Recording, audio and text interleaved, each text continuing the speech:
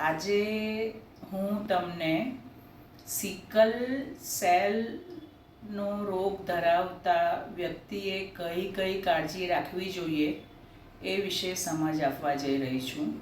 હવે સામાન્ય રીતે સિકલ બે પ્રકારના હોય છે. એ સાદા લોકોની ભાષામાં અડધું સિકલ સેલ અને આખું સિકલ સેલ. અને આપણા વલસાડ જિલ્લામાં કાર્ડ આપે છે બધાને. તો અમુક લોકો એવું કહે કે હા બેન મારો અડધો પીળો કાર્ડ એટલે કે અડધું સિકલ સેલ, અને આખો પીળો કાર્ડ છે એટલે સિકલ ડિસીઝ જેને અમારી ભાષામાં કહેવાય. તો સિકલ ટ્રેટ એટલે અડધું પીળો કાર્ડ. તે લોકોને એટલું વધારે જોખમ નથી હોતું જેટલું જોખમ સિકલ ડિસીઝવાળા એટલે કે આખા પીળા કાર્ડવાળાને હોય છે. પણ છતાં પણ આ જે બધી સાવચેતી હું કહું છું તે સિકલ ડિસીઝ અને સિકલ ટ્રેટ એ બંનેના દર્દીઓએ રાખવાની જરૂર છે. ફક્ત એક જ વાત અલગ છે કે સિકલ ડિસીઝવાળા વ્યક્તિએ સરકાર દ્વારા આપવામાં આવતી ફોલિક એસિડની ગોળીઓ નિયમિત રૂપે રોજ લેવાની છે, જ્યારે સિકલ ટ્રેટવાળાએ ફોલિક એસિડની ગોળી જિંદગીભર લેવાની જરૂર હોતી નથી. આ સમજ બરાબર રાખજો. બીજું કે સિકલ સેલનો જે પણ વ્યક્તિને તકલીફ હોય એ દરેક વ્યક્તિએ જરા પણ ખાંસી શરદી થાય તો તરત ડૉક્ટરને બતાવવું જરૂરી છે. ગળામાં પણ જરા પણ દુખવા માંડે, વાયરલ ઇન્ફેક્શન જેવું લાગે તો તરત તમારા ડૉક્ટરને સંપર્ક કરો. વધારે દિવસ જવા દેશો નહીં. તાવ આવે તો તરત જ તમારા ડૉક્ટરને સંપર્ક કરો. ઘરમાં પણ કોઈને ખાંસી શરદી તાવ છે તો એવા વ્યક્તિથી તમે 1 મીટર દૂર બેસો. અને ઘરમાં જો સિકલવાળા વ્યક્તિઓ છે તો જે વ્યક્તિને ખાંસી શરદી છે એ વ્યક્તિએ માસ્ક પહેરવાની જરૂર છે, જેથી તેમનું ઇન્ફેક્શન સિકલવાળા વ્યક્તિને ના લાગે. અને જ્યારે પણ સિકલવાળા વ્યક્તિ નાની જગ્યામાં ઘણા બધા લોકો હોય એવા સ્થળે જાય, જેવું કે પિક્ચર જોવા જવાનું અથવા તો નાના હોલમાં કોઈ મીટિંગ છે, તો એ બધી જગ્યાએ તમારે પેલો મેડિકલ માસ્ક આવે છે, સાદો નહીં, ઓઢણી નહીં, રૂમાલ નહીં, પરંતુ પેલો ભૂરો મેડિકલ માસ્ક આવે છે, 3 લેયરનો હોય છે, એ પહેરીને એવી જગ્યા પર જવું જરૂરી છે. માસ્ક વિના જ્યાં વધારે લોકો છે ત્યાં એમનેમ જવું નહીં.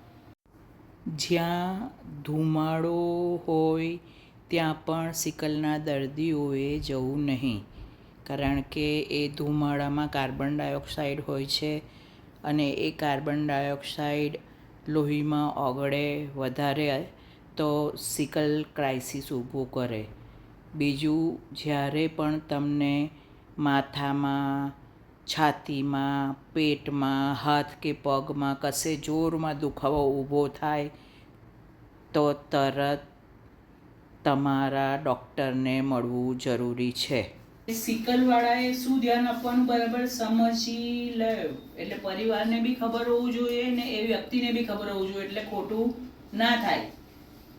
એક તો સિકલવાળાને પાણી બને એટલું વધારે પીવાનું હોય, સમજે કે ભલે પેશાબ વધારે જવું પડે. ગરમીની સિઝનમાં તો 3 લીટર પાણી પીવાવું જોઈએ. આ તો અડધા લીટરનો બાટલો છે, સમજે કે છોરા.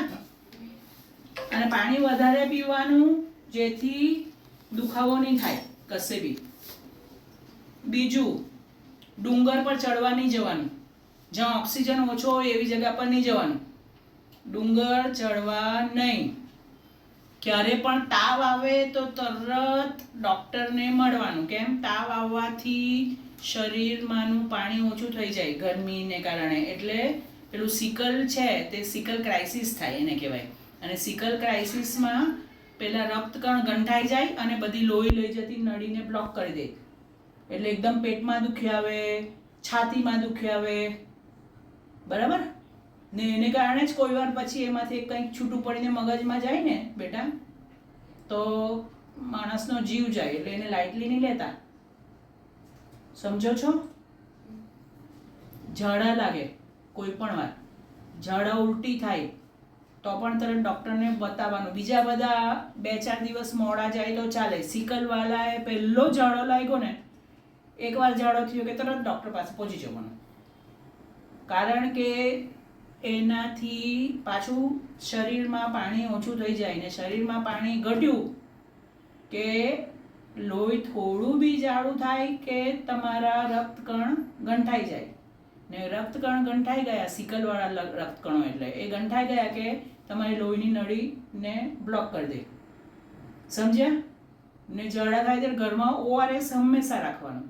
એટલે ORS બનાવી દેવાનું. ખબર છે ને ORS તમને?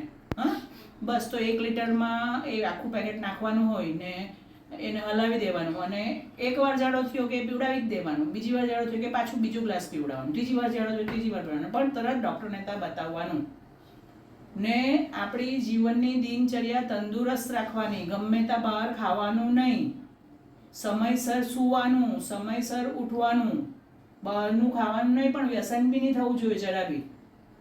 તંબાકુ તો બિલકુલ જ નહીં, કારણ કે તંબાકુથી પાછું નુકસાન થાય. લોહીને ઓક્સિજન ઓછું મળે તો તકલીફ જ. એટલે કોઈ પણ વ્યસનમાં પડવું નહીં, ભલે આપણા મિત્ર કરતા હોય. સમજ્યા? એકદમ સમજ પડી ગઈ?